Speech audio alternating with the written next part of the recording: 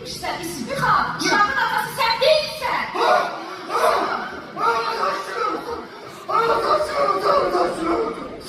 Ben hakikaten başımı diyeceğim.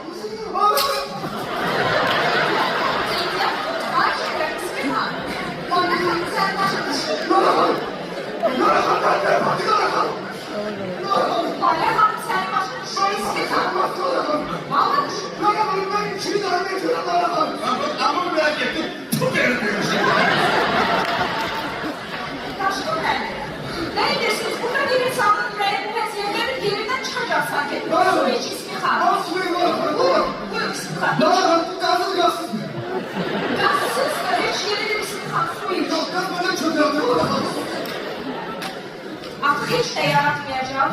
Şükür bugüne cevap belli oldu.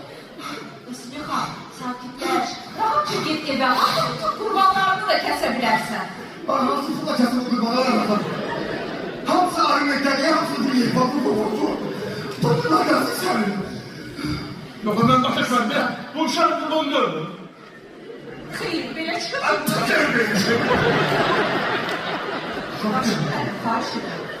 Ay kardeş olayla tükür ya. Ne anlatın ya? Başımı yüzüme gelmiş hemen buna.